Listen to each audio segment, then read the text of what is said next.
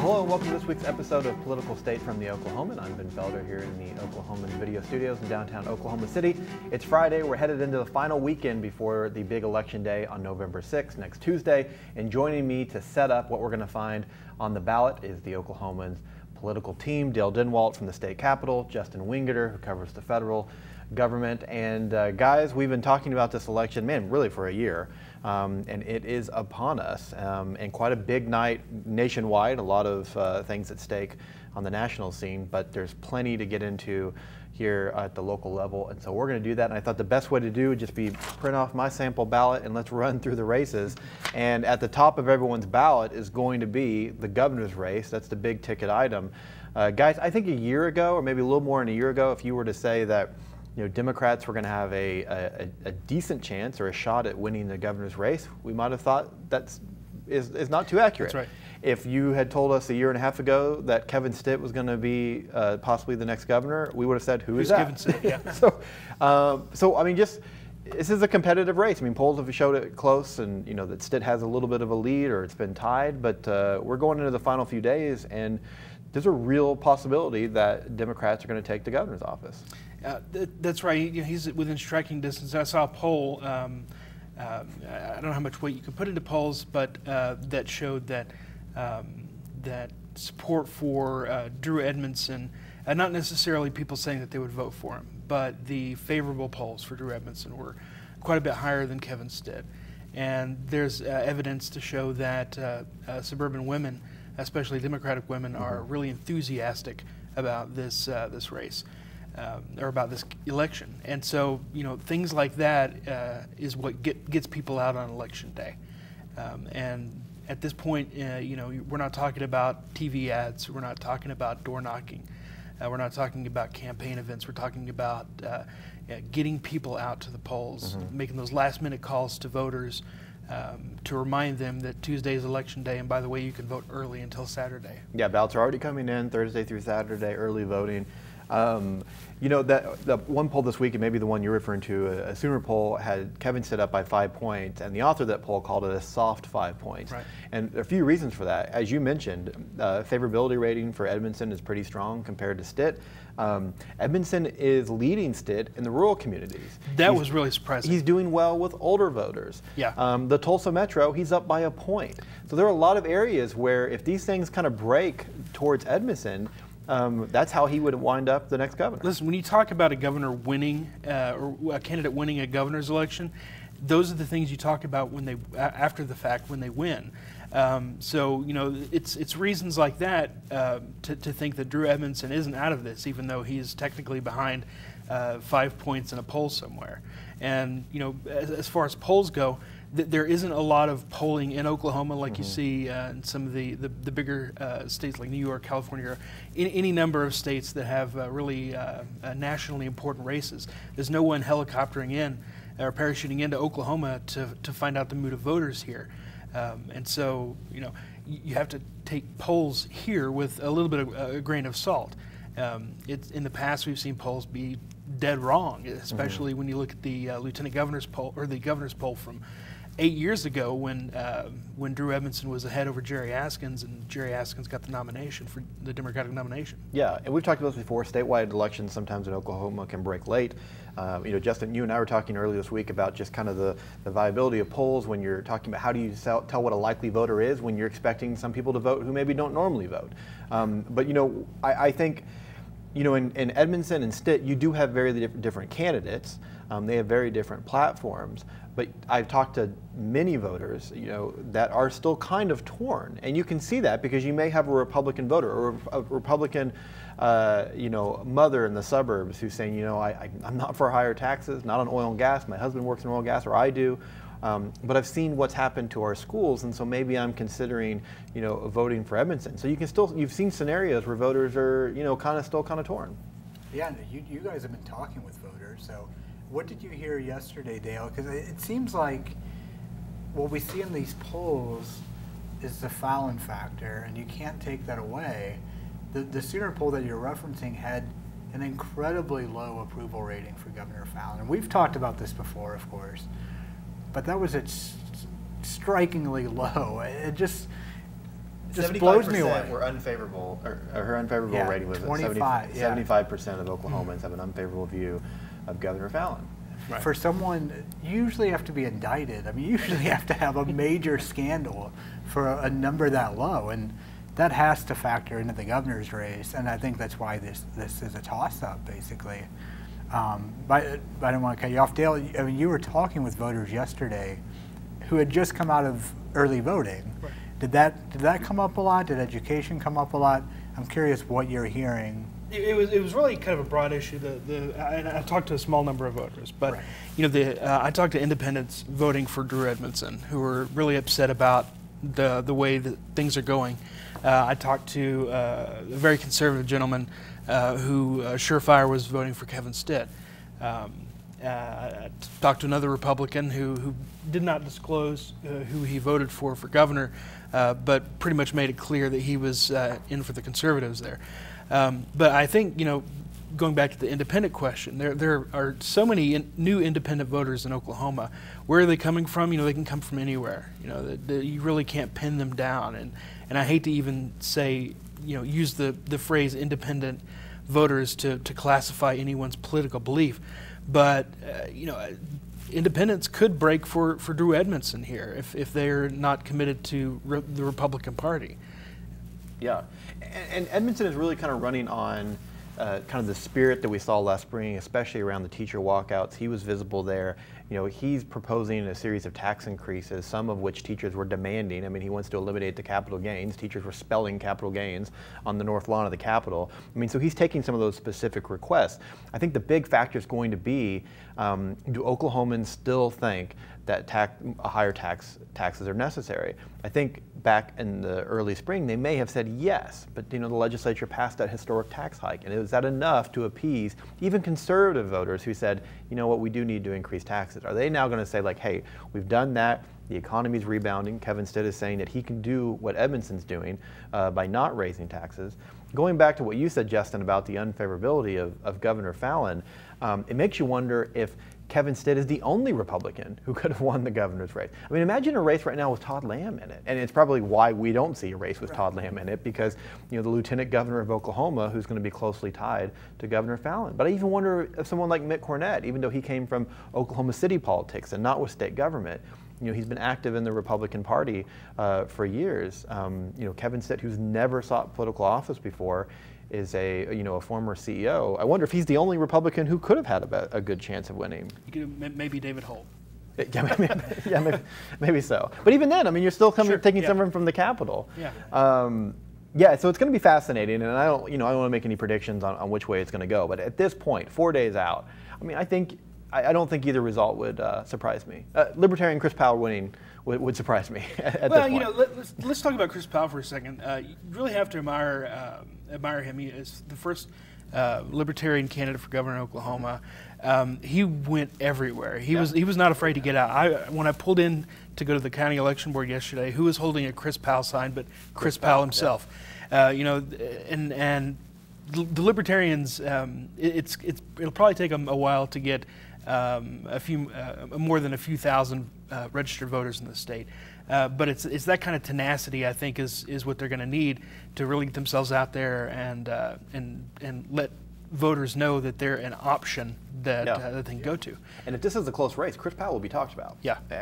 How did he impact the race? I mean, if Edmondson falls by 1 or 2 points, you're going to probably hear Democrats, saying, that maybe Chris Powell stole some votes. I think it could be the other way around too. Right. Republicans who are kind of frustrated with the party, but they're definitely not going to go the Democrats.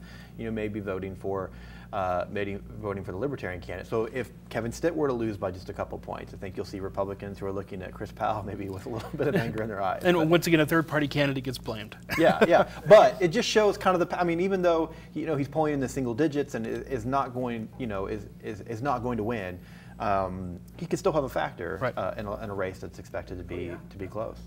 So if you move down the ballot, what's interesting, we have such a competitive gubernatorial campaign between Edmondson and Stitt, but you have several other statewide seats that really don't appear to be competitive at all.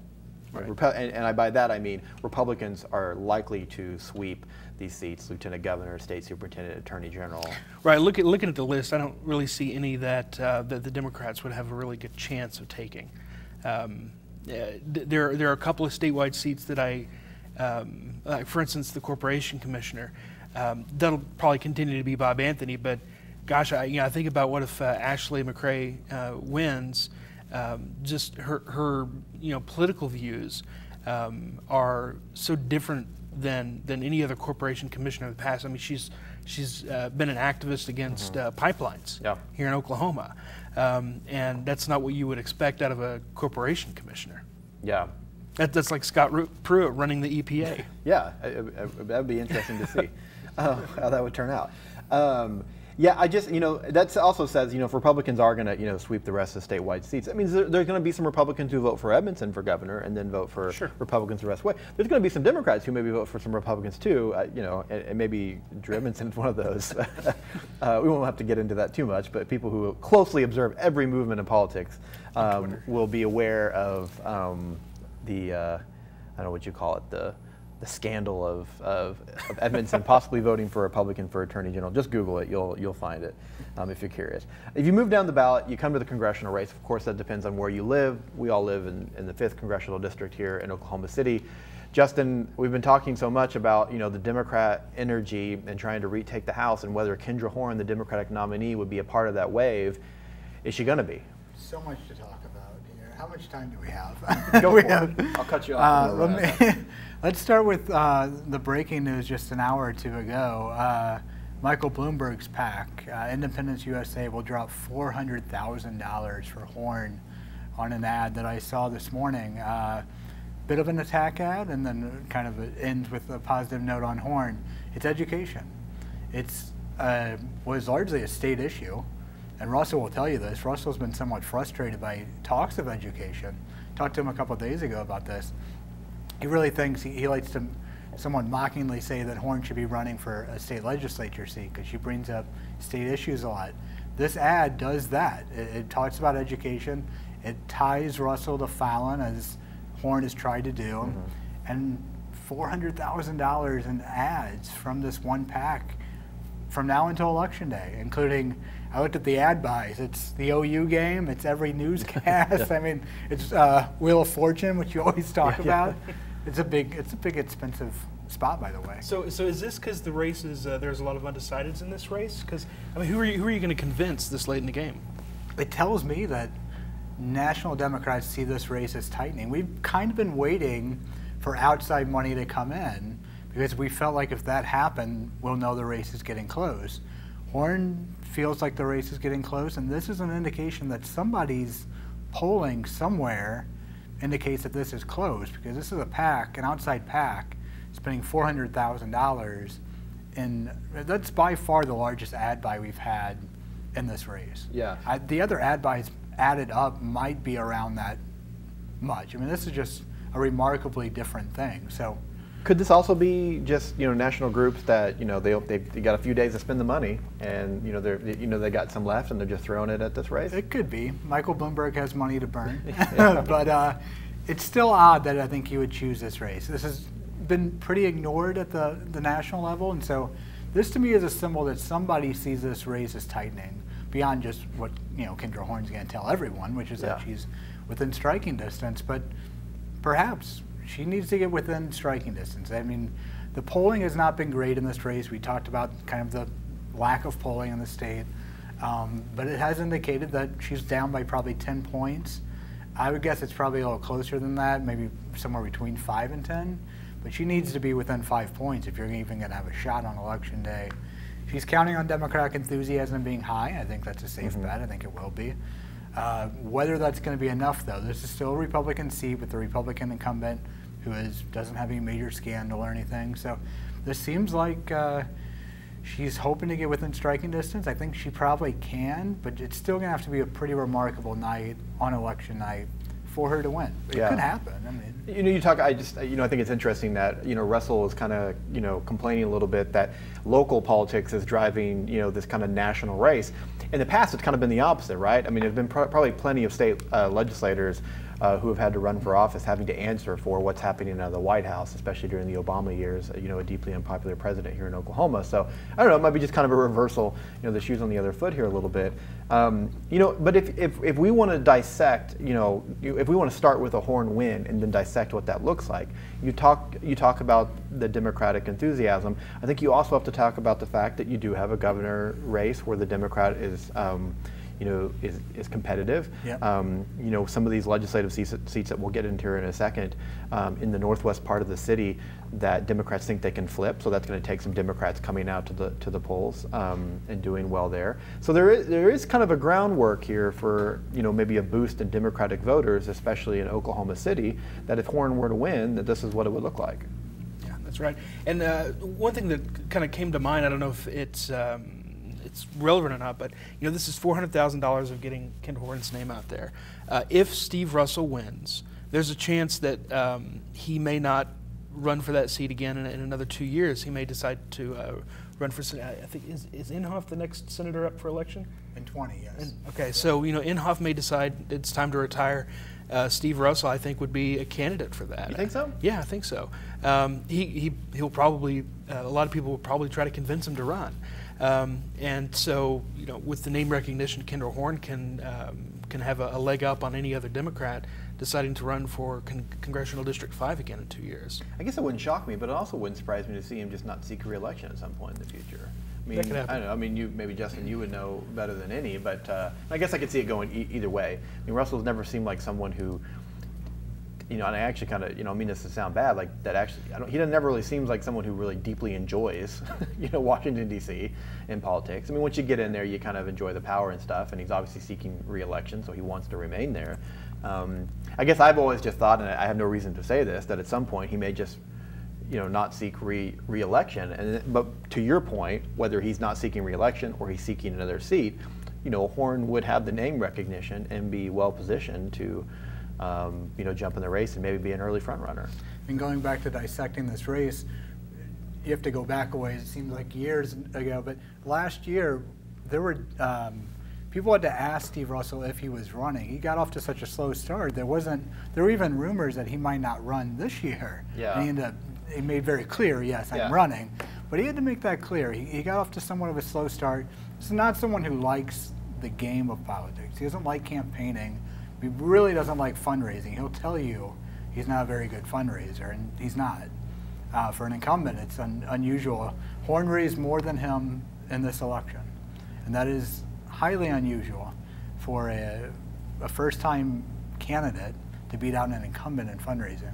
But it's because Russell doesn't like fundraising, frankly. So if you went back to dissecting this race, it probably is a little closer than it needs to be, because Russell he's not a great candidate in acting as a candidate. I mean, he's a fine candidate as a representative of that seat.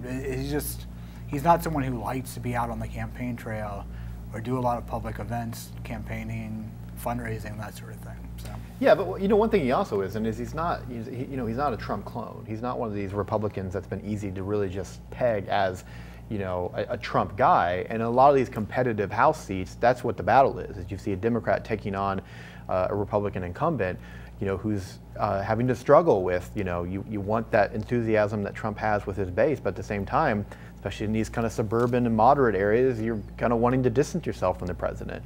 And Russell has been someone who hasn't been afraid to kind of somewhat throw shade at the president for some of the things that he says. And he hasn't been waving the Trump banner, at least not as much as some others. And so, maybe that's, I think a year ago we wondered if Horn was going to try to, peg Russell as, kind of a Trump Republican and try to kind of, ride that wave of Democratic support. But she really hasn't done it and probably hasn't been able to do it, really. I don't think you can do that. In this race. I mean, his approval rating is about 50% in the district, so it doesn't help much of anyone to either tie themselves to Trump or tie their opponent to Trump.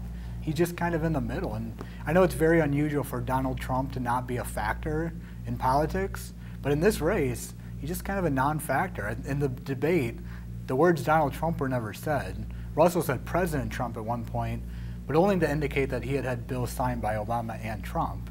That was the only mention of Donald Trump. Yeah. I mean, Trump's it's really not a unusual. factor in any race in Oklahoma right now. I mean, and that's kind of a little bit unusual because he seems to be a factor in The everywhere. endorsement probably helps Stitt a little bit with just turnout. I mean, little I bit. think some people might be more inspired to come out for Stitt. But Stitt doesn't talk about the president often. Yeah. You know, I spent some time in the suburbs talking to voters and wanting to know kind of, you know, especially Republican women who were voting for Edmondson, and Trump's name never came up. And you probably from the outside looking in would expect Trump to be a dominant factor. Education was the main point. Then I talked, you know, to some of Stitt's female supporters because there's so much talk about female voters this year and whether or not how Trump is going to impact it. But talked to some of Stitt's female supporters. He said, I think he's got the good qualities as a president, and I don't think he's got the bad qualities of it. And so it was just kind of a non-factor for them. But yes, it is interesting. As Trump is the dominant factor across the nation on election night, he's not much of a factor here in Oklahoma, especially in that CD5 race, which is really interesting. So moving down the ballot, once again, this will depend on where you live, but we have, I think we have 90 House and Senate seats that are going to be on the ballot across the state. Most of them are going to probably stay in control of whatever party has them, although there's quite a few incumbents not on the ballot, so there's going to be some new faces. Dale, if you're Democrats, where are you eyeing the best chance to flip some seats? You're looking at urban parts of the state, northwestern Oklahoma City, maybe a couple of districts in Tulsa, but probably not. I know that out in eastern Oklahoma, there are a couple of Republican candidates who are really working hard trying to keep their seats.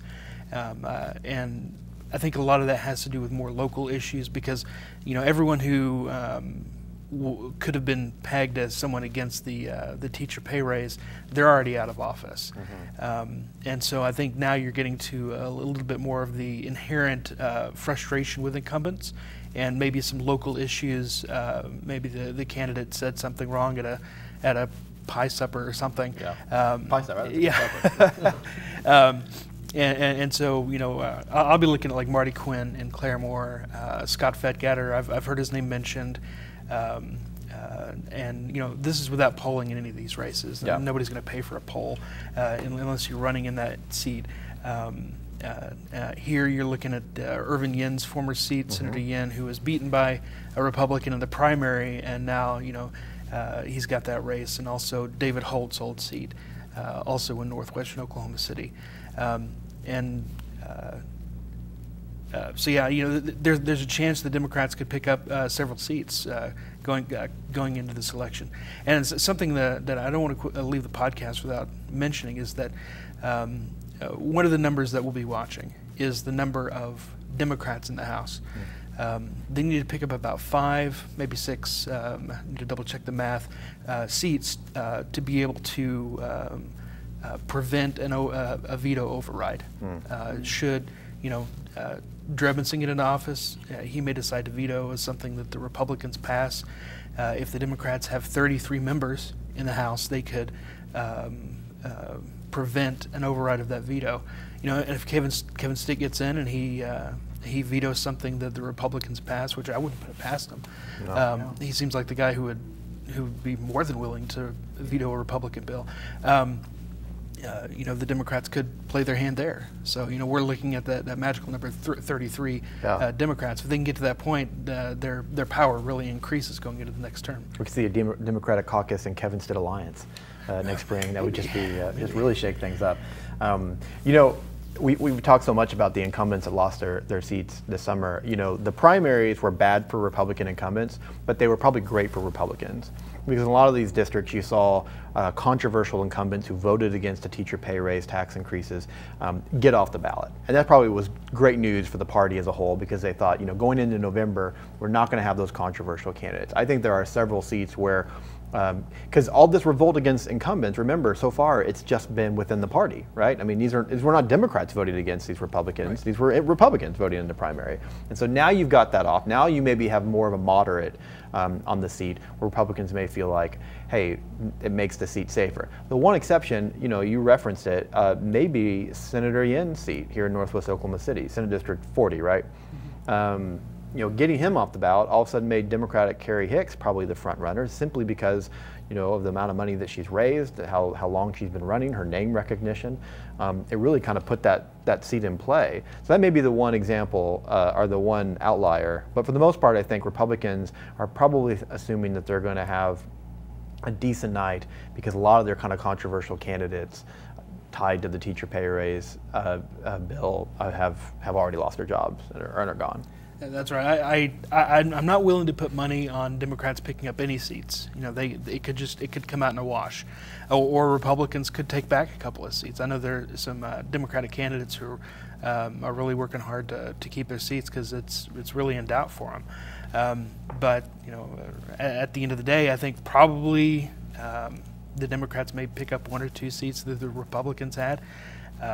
They definitely won't be able to take control of the House. I think you may have to have a scrying stone looking 20 years into the future to be able to say something like that. It's just not really feasible this election. But a couple seats, sure, right?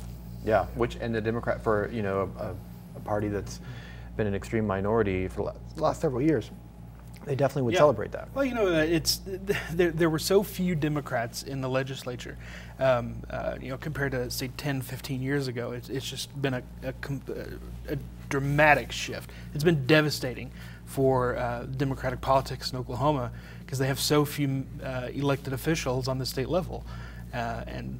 So naturally you would expect the pendulum to swing back the other way at some point. And I think it's on a pretty full swing right now. Yeah. It's interesting.